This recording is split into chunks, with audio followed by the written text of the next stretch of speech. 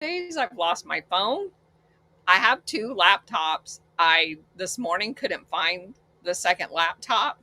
And the funny part of the whole story is that I'm always going behind my husband finding stuff that he misplaces.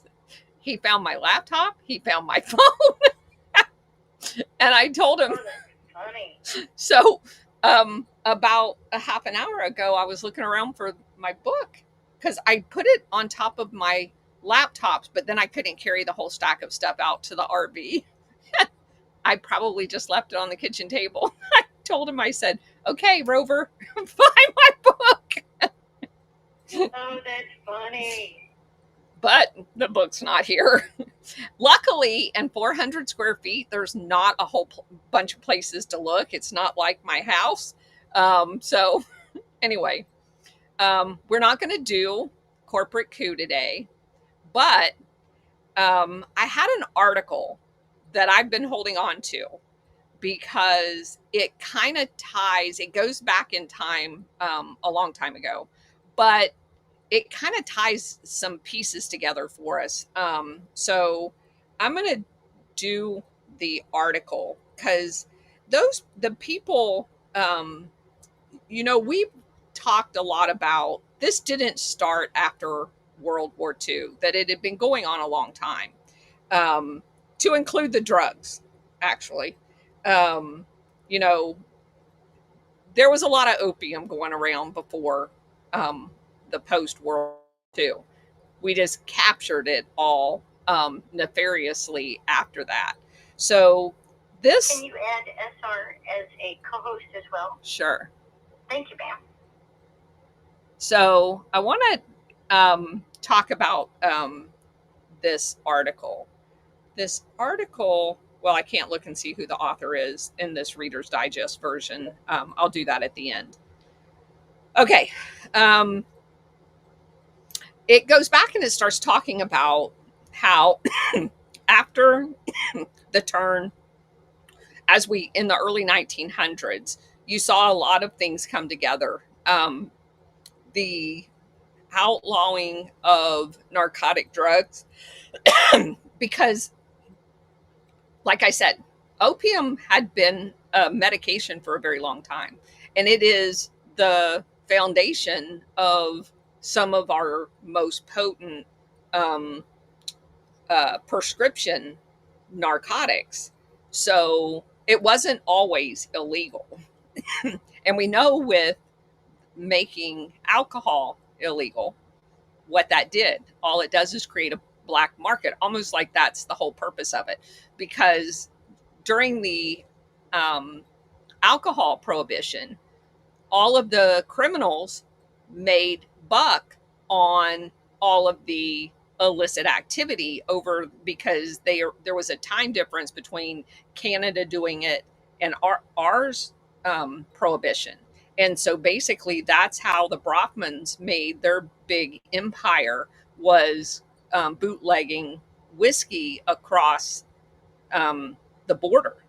And that's where Pritzker and a whole bunch of other people made bank on the illicit bootlegging. So this all kind of ties together. And I kind of wanted to paint that picture that the outlawing of opium corresponds with the Rockefeller takeover of the medical industry with the AMA and all of that other stuff, and the certification of medical schools and the taking over of the medical schools. That's all tied together. So, this article starts off talking about civic institutions like public education were required to sanctify the policy of drugs is bad, like all drugs. And security bureaucracies were established to ensure citizenry conformed to the state ideology. Secret services, both public and private, were likewise established, supposedly to protect our interest. And there was a book written, well, there's lots of books written. I'll name a few of them as we go through this article.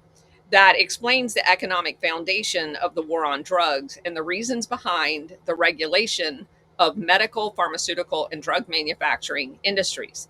Suffice it to say that by 1943, the nations of the quote unquote free world were relying on America for opium derivatives under the guardianship of Harry Anslinger, the commissioner of the Federal Bureau of Narcotics, which is the precursor to modern day DEA. Narcotic drugs are a strategic resource, and when Anslinger learned that Peru had built a cocaine factory, he and the Board of Economic Warfare confiscated its products before it could be sold to anyone else. In another instance, Anslinger and his counterpart at the State Department prevented a drug manufacturer in Argentina from selling drugs to Germany. And of course, that was just at the end of World War II. At the same time, according to Douglas Clark Kinder and William Walker III, who wrote an article called Stable Force in the Storm, Harry J. Anslinger and the United States Narcotic Policy, 1930 to 1962. Anslinger permitted an American company to ship drugs despite receiving intelligence reports that French authorities were permitting opiate smuggling into and out of China and collaborating with Japanese drug traffickers. Federal law enforcement's relationship with espionage establishment matured with the creation of the CIA, whose predecessor was the OSS. Prior to World War II, the FBN was the government's agency that conducted covert operations at home and abroad. As a result, OSS Chief William Donovan asked Anslinger to provide seasoned FBN agents to help organize the OSS and train its agents to work undercover in hostile nations. The relationship expanded during the war when FBN executives and agents worked with OSS scientists in domestic truth drug experiences. The extra-legal nature of the relationship continued after the war, when the CIA decided to test LSD on unsuspecting American citizens. FBN agents were chosen to operate the safe houses where the experiments were being conducted. The relationship was formalized overseas in 1951 when Agent Charlie Saragusa opened an office in Rome. Wow! Rome again. And began to develop the FBN's foreign operations, because that's the hotbed of Operation Gladio and the stay-behinds at the same time. In the 1950s, FBN agents posted overseas spent half of their time doing quote-unquote favors or missions for the CIA, such as investigating diversions of strategic materials going on along the border of the Soviet Union. A handful of FBN agents were actually recruited into the CIA while maintaining their FBN credentials. Kind of that merging of the two, because CIA embeds themselves in FBN and FBN embeds themselves in the CIA. Officially, FBN agents set limits. Saragusa, for example, claimed to object when the CIA asked him to create controlled delivery into the United States as a way. What the CIA told him he was going to be doing is, we're going to traffic drugs into the US, but under the guise of finding their networks, which isn't what they were doing at all. Saragusa also said the FBN could never knowingly allow 2 pounds of heroin to be delivered into the US and be pushed to mafia customers in New York City, even if in the long run it would seize a bigger haul. A couple of the books that talk about this is called The Strength of the Wolf, The Secret History of America's War on Drugs. And another one is called The Strength of the Pack, The Personalities, Politics, and Espionage Intrigues That Shaped the DEA. And in 1960, when the CIA asked him to recruit assassins from his stable of underworld contacts, Saragusa again claimed to have refused. There's some dispute of whether he refused or not. But drug traffickers, including most prominently Santo Trafficano Jr., were soon participating in CIA attempts to assassinate Fidel Castro. As the dominant partner in the relationship, the CIA exploited its affinity with the FBN. Like the CIA, FBN agent Robert DeFau explained, quote, narcotic agents mount covert operations. We pose as members of the narcotic trade. The big difference is that we were in foreign countries legally, and through our police and intelligence sources, we could check out just about anyone or anything. Not only that, we were operational, so the CIA jumped into our stirrups. In other words, into our organization.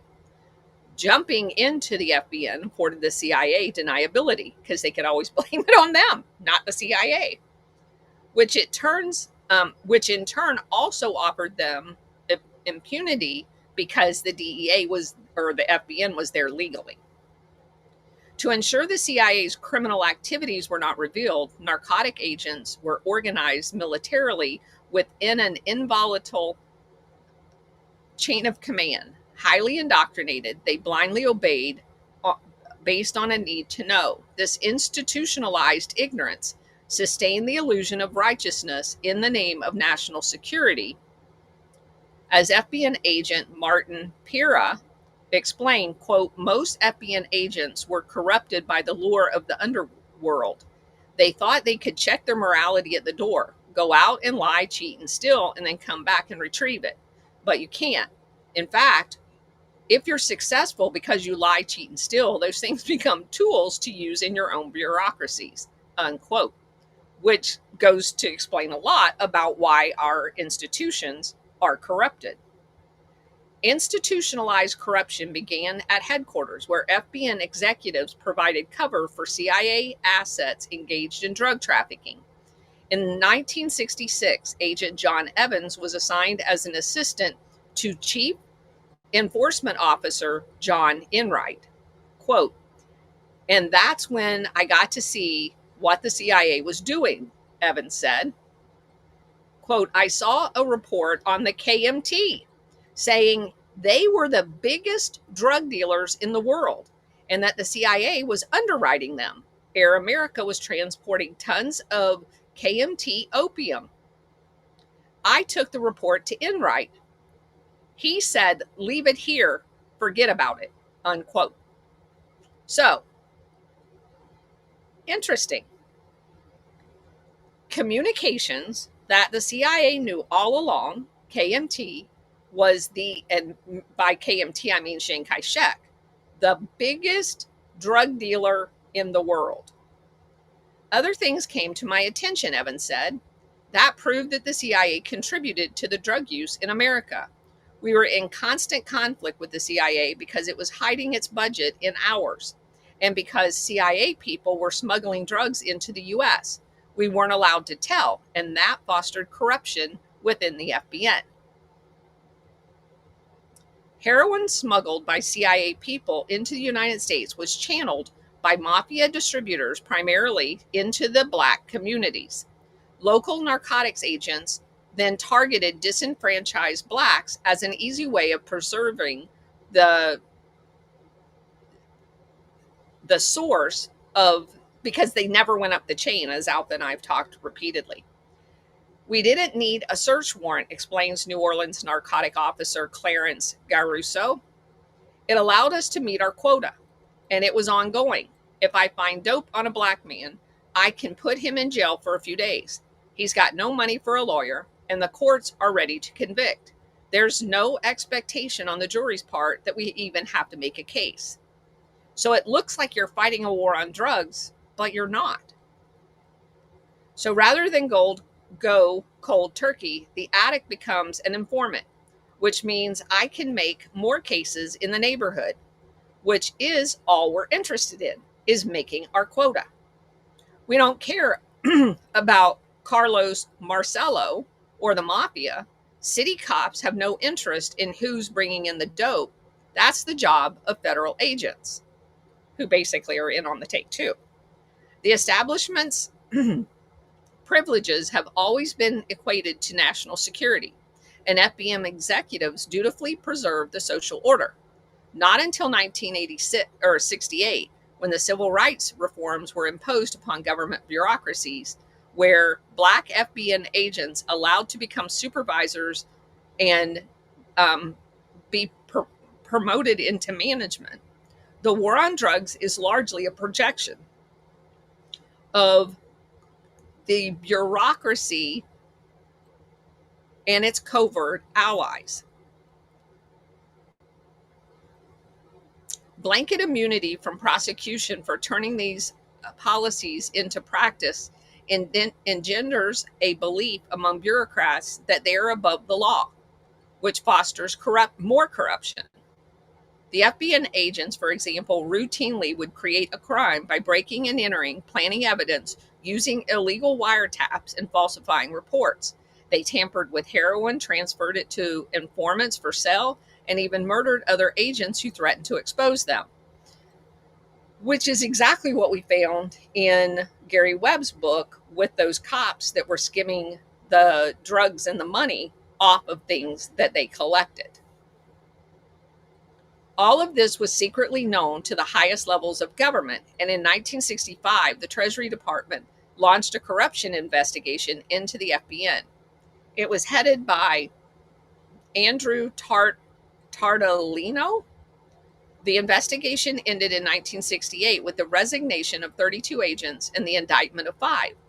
That same year, the FBN was reconstructed in the Department of Justice and became the Bureau of Narcotics and Dangerous Drugs, the BNDD. So just like with all of the other things that we've seen, when you find the corruption, you just create a new organization and voila, it's gone. Arrest a few people. Richard Nixon was elected president based on a vow to restore law and order in America. To prove that it intended to keep that promise, the White House in 1969 launched Operation Intercept along the Mexican border. This massive stop and search operation so badly damaged relations with Mexico, however, that Henry Kissinger, the NSA, National Security Advisor, formed a committee on narcotics called the Heroin Committee to coordinate drug policies. The Heroin Committee was composed of cabinet members represented by their deputies. James Ludlam represented CIA Director Richard Helms, a member of the CIA's counterintelligence staff. Ludlam had been the CIA liaison to the FBN in 1962. You know, the guy that was inserting the CIA into the FBN, he's going to represent the CIA on the committee that's going to look into what the CIA was doing. How convenient. When Kissinger set up the Heroin Committee, Ludlam recalled, quote, "The CIA certainly didn't take it seriously because drug control wasn't part of their mission," unquote. It sure wasn't. Well, that's not true. They actually were in control of it, supplying it. Indeed, as John Evans pointed out, the government was aware the CIA for years had sanctioned heroin traffic from the Golden Triangle of Bermuda, Thailand, and Laos into South Vietnam as a way of rewarding top foreign officials and advancing U.S. policies. This reality presented the Nixon White House with a dilemma. Given the addiction among U.S. troops in Vietnam was soaring, the massive amounts of Southeast Asian heroin being smuggled into the U.S. for use by middle class was on the verge of a revolution. Nixon's response was to make drug law enforcement part of the CIA's mission. That's convenient.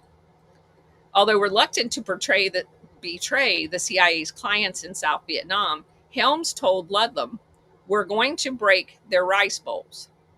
This betrayal occurred incrementally. Fred Dick, the BNDD agent assigned to Saigon, passed the names of the complicit military officers to the White House.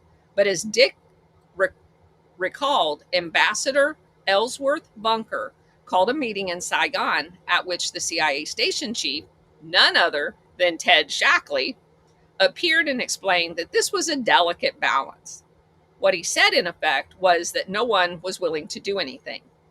Meanwhile, to protect the global network of drug trafficking, the CIA began infiltrating the BNDD and commandeering its internal security, intelligence, and foreign operations branch.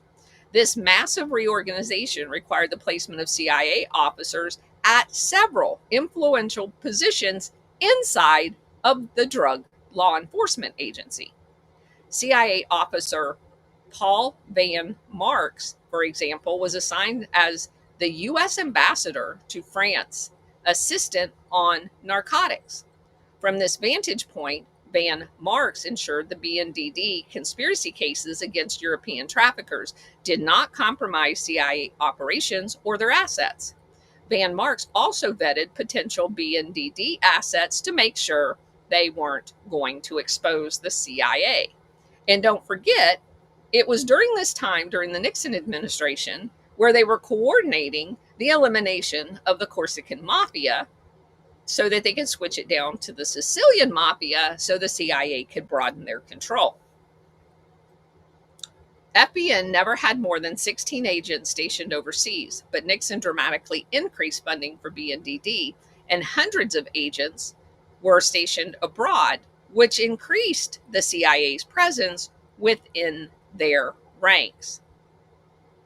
BNDD agents immediately felt the impact of the CIA's involvement in drug law enforcement operations within the United States. Operation Eagle was a flashpoint. Launched in 1970, Eagle targeted anti-Castro Cubans smuggling cocaine from Latin America to the Trafficking organization in Florida. Of the dozens of traffickers arrested in June, many were found to be members of Operation 40, a CIA terror organization active in the U.S., the Caribbean, Central and South America, and Mexico. The revelation that CIA drug smuggling assets were operating inside the United States led to the assignment of CIA officers as counterparts to mid-level BNDD enforcement officials, including Latin America Division Chief Jerry Strickler. Like Van Marks in France, these CIA officers served to protect CIA assets from exposure. Many Cuban exiles arrested in Operation Eagle were indeed hired by the BNDD and sent throughout Latin America. They got fantastic intelligence, but many were secretly working for the CIA, feeding the BNDD what the CIA wanted them to know. By 1970, the BNDD director, Ingersoll's inspection staff had gathered enough evidence to warrant the investigation of dozens of corrupt FBN agents who had risen to management positions in the BNDD. But Ingersoll could not investigate his top managers while simultaneously investigating drug traffickers. So he asked the CIA director Helms for help. Nothing like the fox in the henhouse. The result of Operation Twofold, in which 19 CIA officers infiltrated into the BNDD, ostensibly to spy on corrupt BNDD officials. According to BNDD's chief inspector, Patrick Fuller, a corporation engaged in law enforcement hired 3 CIA officers posing as private businessmen to do the contact and interview work. CIA recruiter Jerry Soule, a former Operations 40 case officer, primarily selected officers whose career had been stalled due to gradual reduction in forces in Southeast Asia. Those hired were put through the BNDD's training course and assigned to spy on particular regional directors. No records were kept, and some participants have never been identified. Charles Gutensohl was a typical twofold torpedo. Prior to his recruitment into the BNDD, Gutensohl had spent 2 years at the CIA base in Laos, which had been a major heroin transit point. Fuller said that when we communicated, I was to be known as Leo Adams for Los Angeles, Gutensohl said. He was to be Walter DeCarlo for Washington, D.C. Gutensohl's cover, however, was blown before he got to Los Angeles. Someone at headquarters was talking, and everyone knew. About a month after I arrived, one of the agents said to me, "I hear that Pat Fuller signed your credentials." Twofold, which existed at least until 1974, was deemed by the Rockefeller Commission, and that's another joke, to have violated the 1947 Act, which prohibits the CIA's participation in law enforcement activities. It also, as shall be discussed, served as a cover for clandestine CIA operations. No kidding. The Nixon White House blamed the BNDD's failure to stop international drug trafficking on its underdeveloped intelligence capability, a situation that opened the door for even more CIA infiltration. That's so convenient. In late 1970, CIA Director Helms arranged for his recently retired Chief of Intelligence, E. Drexel Godfrey, to review BNDD's intelligence procedures. Among other things, Godfrey recommended that the BNDD create regional intelligence units and an Office of Strategic Intelligence.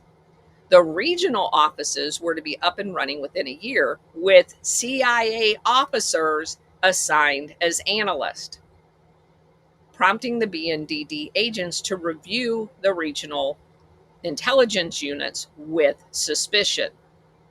The major strategic intelligence office that they all reported to was harder to implement. Given its arcane function as a tool to help managers formulate plans and strategies, the chief director, John Warner, explained, "We needed to understand the political climate in Thailand in order to address the problem. We needed to know what kind of protection the Thai police were affording the traffickers." Well, we could have told them they were being paid by the CIA, $35 million. Organizing the Strategic Intelligence Office then eventually falls to CIA officers Adrian Swain and Tom Tripathi, both of whom were recruited into the BNDD. In April 1971, they accompanied Ingersoll to Saigon, where Station Chief Ted Shackley briefed them. Through his CIA contacts, Swain obtained maps of drug smuggling maps in Southeast Asia. Upon their return to the U.S., Swain and Tripathi expressed frustration that the CIA had access to literally their entire operation. Seeking a way to circumvent the CIA, they recommended the creation of a special operations or strategic operations staff that would function on its own outside the CIA. Those operations would rely on longer range, deep penetration, clandestine assets to do that. The White House approved the plan, and in May of 1971, Kissinger presented a $120 million drug control proposal, of which $50 million was earmarked for this special operations. 3 weeks later, Nixon declared his war on drugs, at which point Congress responded with funding of the Strategic Intelligence Office and authorization for an extra legal operation. The Strategic Intelligence Office Director Warner was given a seat on the U.S. Intelligence Board and could obtain raw intelligence from the CIA, which isn't going to help him because it's all lies. But in return, they were compelled to adopt CIA security procedures. A CIA officer established the file room and computer system, of which they're going to have a back door and know everything that they're doing. So they didn't accomplish anything. Active duty CIA officers were assigned to the Strategic Intel Office as desk officers for Europe and the Middle East, Far East, and Latin America, where all of the drugs are being created.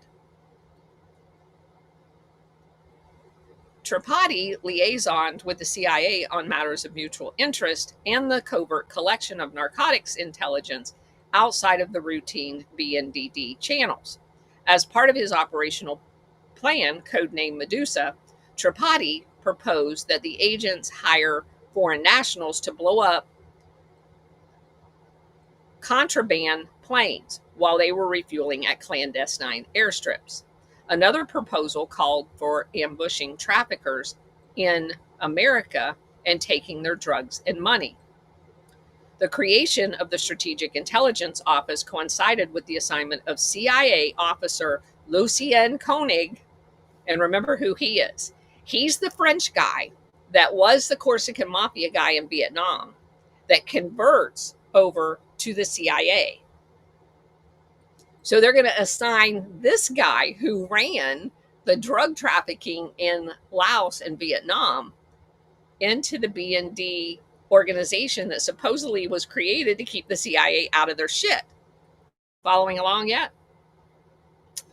As a member of the OSS, he had parachuted into France to form resistance cells that included Corsican gangsters, i.e., the beginning of their stay-behind units.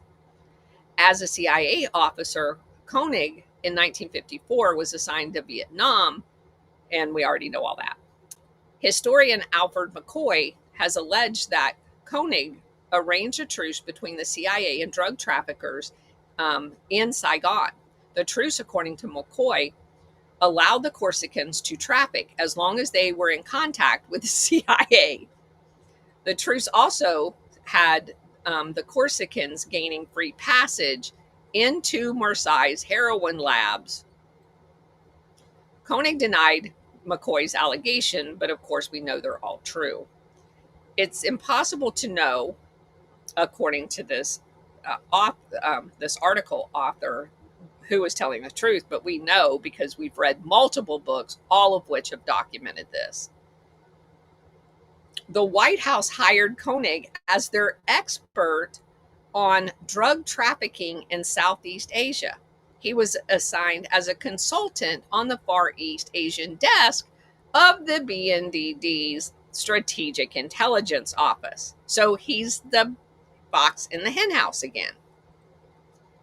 He is also the guy that gave the information to Nixon for his quote-unquote war on drugs to take down the Corsican mafia, which, as we've said repeatedly, pushes all of the heroin processing down into Sicily. So that basically, there is one other part of this that I wanted to.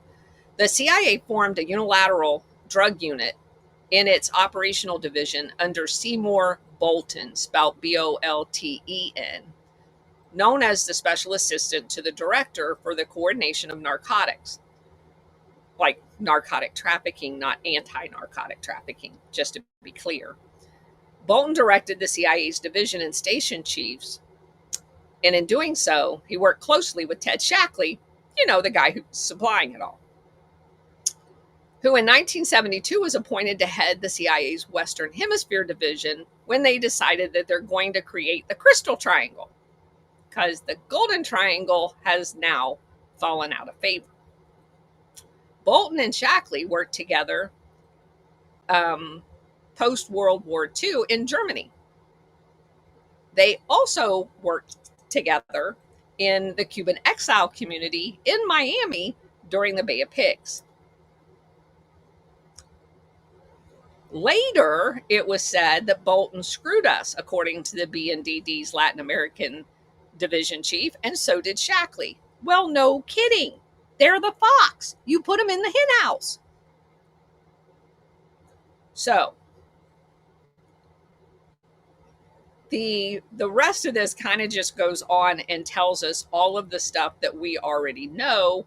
But it goes on and talks about, like in 72, Helms told BNDD director Ingersoll that the CIA had prepared files on supposed drug traffickers, and that they would help with the operational stuff.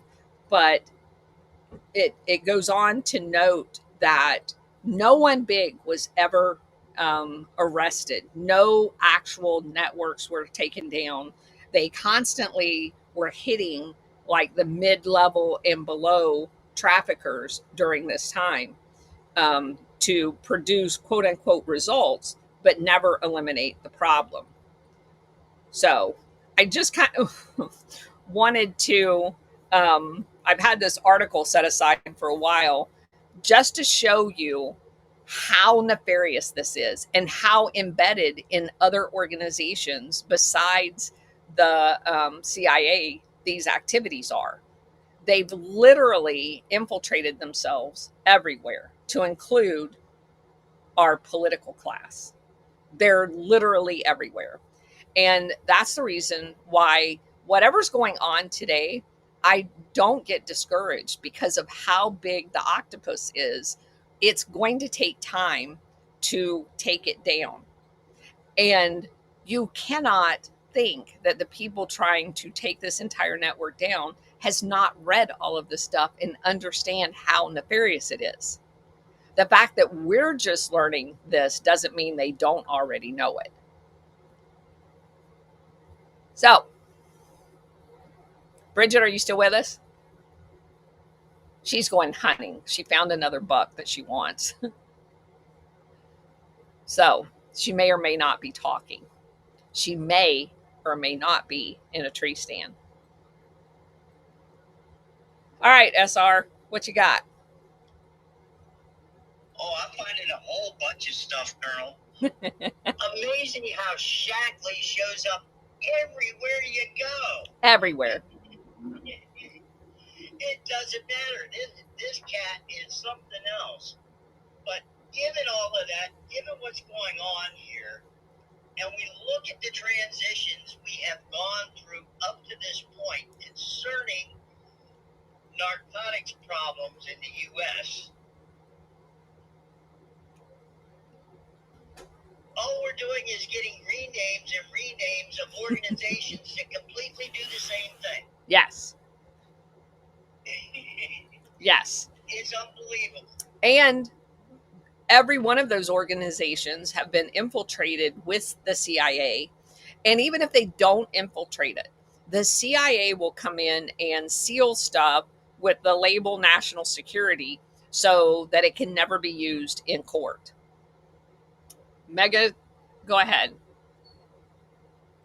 Colonel, again, thank you for all this phenomenal information that you continue to speak out on a regular and consistent basis. You're welcome. Do you see any difference from yesterday's CIA to today's? First question. Not yet. What's interesting to me is, do I think John Radcliffe is doing the best he can? Yes. He has declassified some very important stuff, but he's one guy, and he only has a handful of patriots inside of the CIA helping, because the majority of them understand the existential threat of revealing their secrets for the longevity of the organization, which I hope is very short. So he doesn't have a lot to work with.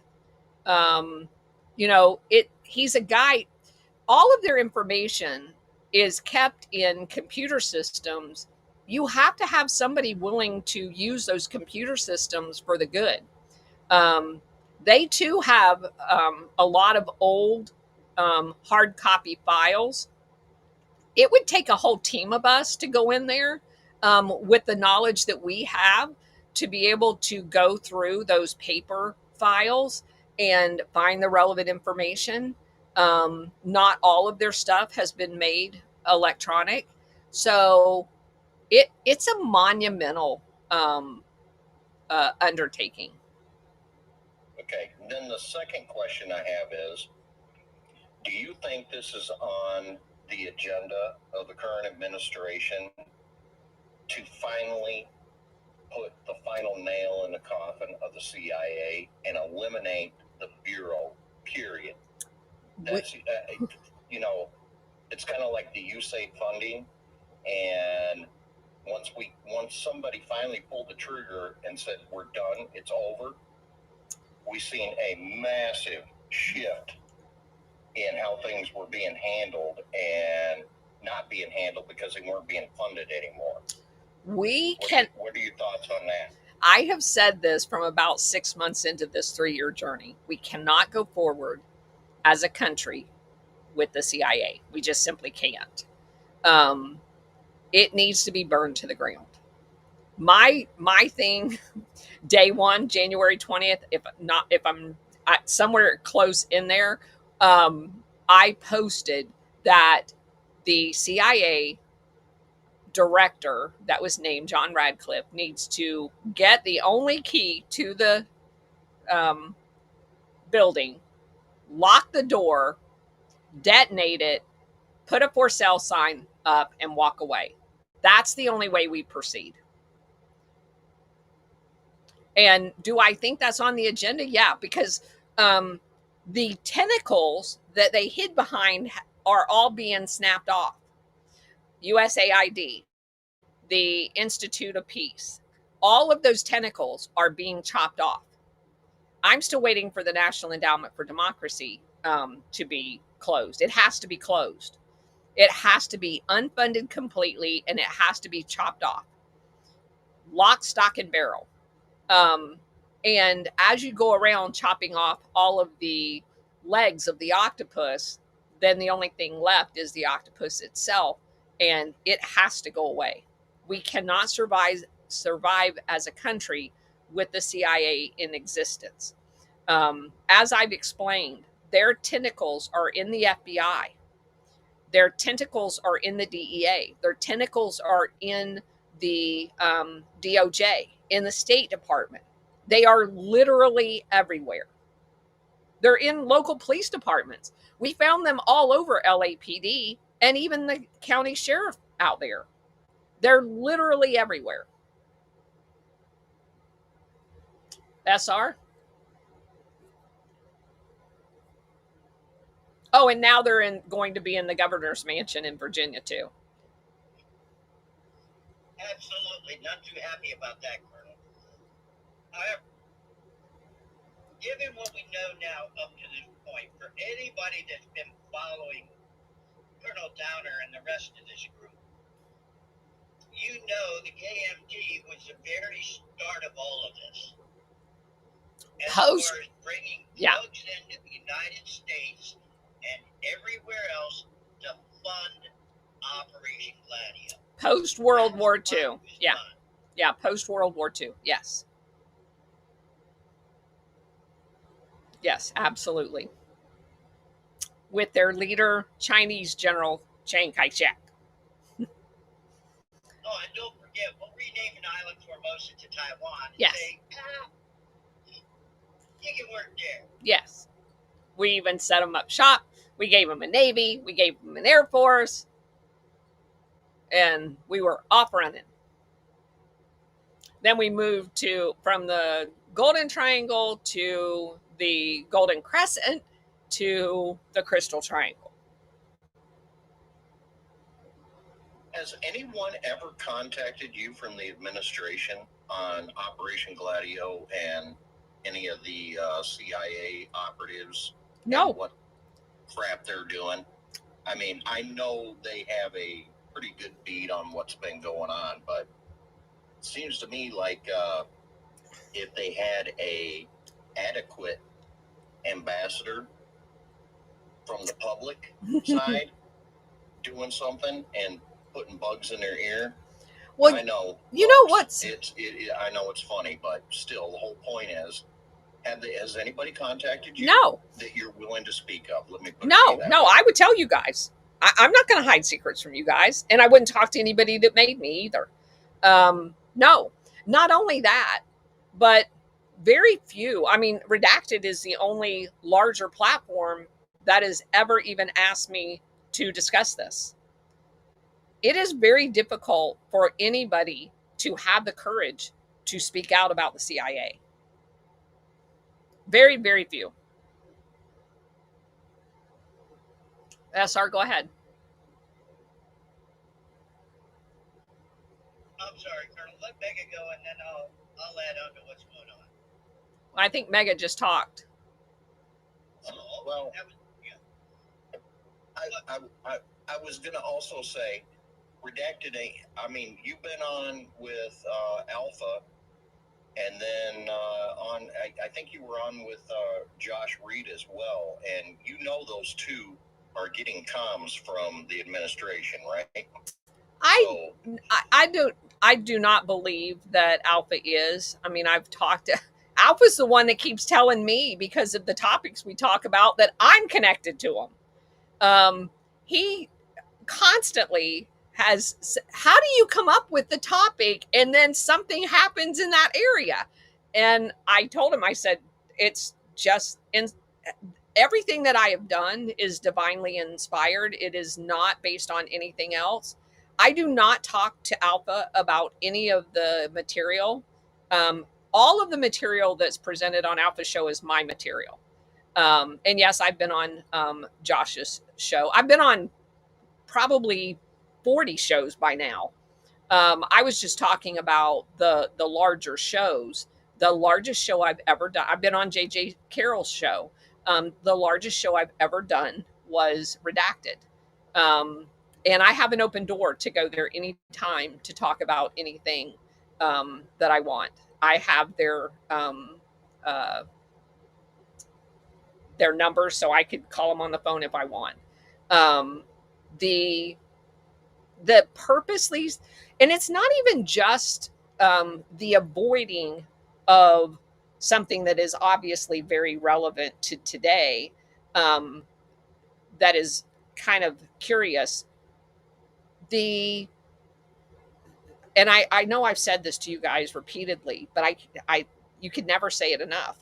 The fact that after the very first time I was ever on a sizable audience, at the very beginning, this is like 2.5 years ago, when Trump Frog, who usually has a couple of thousand people on he used to do a regular Monday night, The Pond show. The night that I came on, the very next day, Jack Posebek on his show mentions Operation Gladio for the first time ever, and immediately debunks it and says it's nothing, it's no big deal. It happened a long time ago. It went away in the 1990s. And then went on Alex Jones the very next day and said the exact same thing. So there are people that know about it, and they are purposely not talking about it. And you can't talk about what's going on today without talking about Operation Gladio and how these operations are actually done. As you guys know, it puts everything in context. It brings, for all of those people that I meet on, I gave a lecture at a local conservative meeting that had probably about 50 people attending.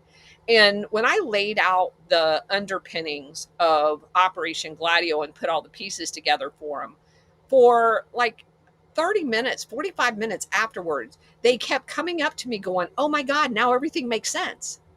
That's the very thing they don't want you to do. They don't want you to be able to make sense of all of these different pieces that are floating out there. As long as they can just talk about this and harp on this, and then they can talk about this over here as if it's a completely separate subject and harp on that a little bit. But if you can put all of the pieces together and see the big picture, you're dangerous. And they don't want you to know that. Well, like I said, thank you for being a voice out in the darkness. You're reaching a lot more people than you would like to believe you are.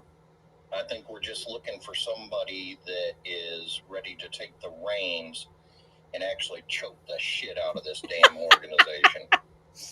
Well, so I'm definitely willing to do that. Thank you. Yeah, I'm definitely willing to do that. I feel like I've done that already. Just to the people that are here. So just so that you guys know, next Wednesday at noon, there is a podcast called the Underground Podcast, the guys over in the UAE. And I went through probably about 6 months of his podcast when he invited me on to his show. And he's talked to some very high level people on his show. And it's going to be a very interesting interview. And he records it. So whenever he publishes it, I will let you guys know. SR, go ahead. Thank you, Colonel. I just wanted to add to something that Megan was talking about. When you mention ambassadors, one of the first things that happens when a nation really gets upset with the U.S., they toss the ambassadors out.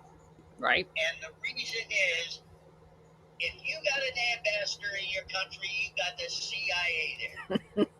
It ain't working any other way.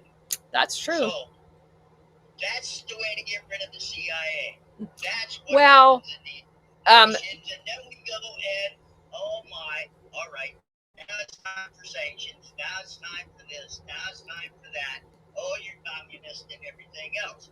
That's how all this starts. Yeah. Thank you, Colonel. Sure. You don't necessarily get rid of the CIA just by tossing the ambassador. They have their minions, in the old days prior to the closing of USAID. They were there in the form of a crap ton of NGOs as well. And the CIA is embedded in our transnational corporations as well. So if you have, and that's why a lot of the countries have closed their economies from some of the larger franchises of the United States, because they know that the CIA poses as, IBM directors, Google executives. In the place you find them all, we found them embedded in PepsiCo, where the chick went that was in charge of the Secret Service when Trump came in, and then immediately comes back out when Biden was installed. They call it global security. If you go and look at some of the directories of these transnational corporations, they have an office that sounds something like global security. Now, you would think off the top of your head, well, of course, they have to have a security office if they've got places, especially airlines, guys, especially airlines. If they've got people living, or staying overnight, in the case of pilots all over the world, that they have to have security people to ensure their safety. That just makes sense. So it also makes sense that the CIA is going to embed themselves in that very thing, to be able to infiltrate countries and move about freely under the guise of being a transnational corporation employee, when in fact they're not. They are CIA there to gain access to intelligence. And, if it was not a nefarious organization, that wouldn't be bad, because it would be good for us if we're just collecting intel. But that's not what we're doing. Most of those transnational corporations do that to collect intel to transfer into covert operations that secure their presence in those foreign countries, to expand their market, to take down competitors or whatever. So again, collecting foreign intelligence is not a bad thing. It's acting on that collected intelligence on behalf of transnational corporations and not American citizens is what makes it bad. And that's why my suggestion has always been the only intelligence that capability the United States should be for the protection of the citizens, not transnational corporations. Go ahead, SR. Thank you, Colonel. And like I said, I want to thank everybody here today. What you're talking about today is very relevant to what's happening here in the U.S. as well. Regardless of whether people know it, I just heard today of Oregon that just got tagged with gun running and drugs as well. Another takedown for this administration. So we're working on it. We're doing something about it. Yep, it's piece at a time, but we're getting there. Thank you, Colonel. Sure. Well, in every piece, every major piece, and that was a major piece that you're talking about. I read that this morning that happened in Oregon. That was not a small operation. You put pressure on the next level up. They rely on those cells that they've set up in America in order to protect the lower echelon of drug trafficking with their caches of weapons and stuff like that, just like out of Gladio. And so as you take down those cells, that puts pressure on the guy above them in order to find different outlets. And when you're doing it on the fly, you become sloppy. They have entrenched themselves into and well trained people to operate in regional areas. And when you take that down, if they're going to continue to operate in that area, they're going to have to put a team together to do that and bring other people. So now you've got movement.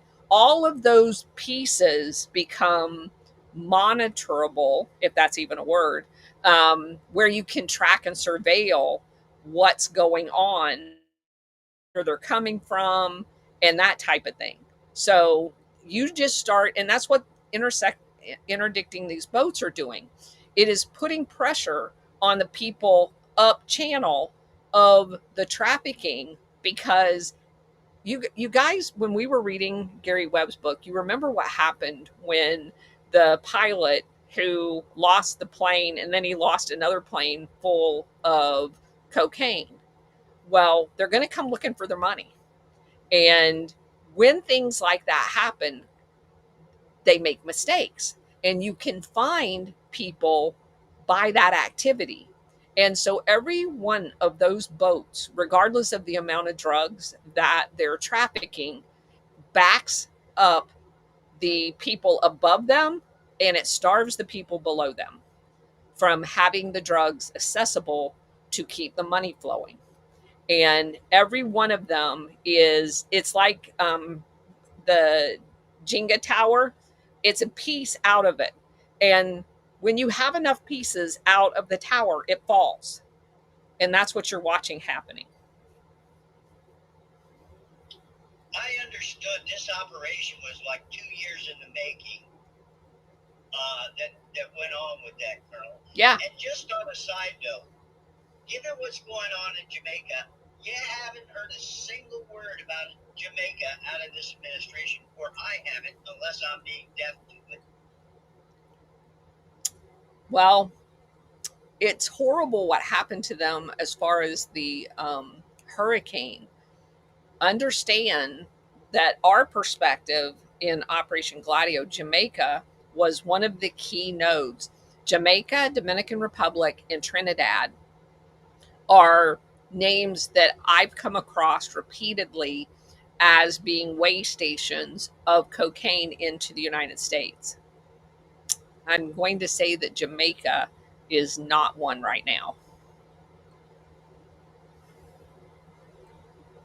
And Jamaica is the one that had, what did they call them? We learned the word for them in Gary Webb's book. They had a different word. They don't call them cartels, but they were all in, they were primarily in New York City and the New York area, New Jersey, and that area. They called them posses. They called them posses after the West. That's what they called them. And I'm going to say that they're going to be out of commission for a while. So, anybody else got anything? All right. Well, wish Bridget luck and that she brings herself home another buck. And the gun girl. And you guys take care. We will do another show. I do have one other article that I've been holding. And you guys don't want to miss the show tonight, 9:30. Alpha and I together for the very first time ever in a year and a half of doing all of these shows in the same room, doing Operation Gladio tonight at 9:30. So I'm really looking forward to that. I'm looking forward to seeing him again. He stood me up in Washington, D.C., but I'll forgive him for that. So if we don't have anything else, you guys have a nice evening. And I'm going to enjoy the sunset over the water here in Cocoa Beach. And I will be with you guys tonight at 9:30 and tomorrow at 4 again. Take care.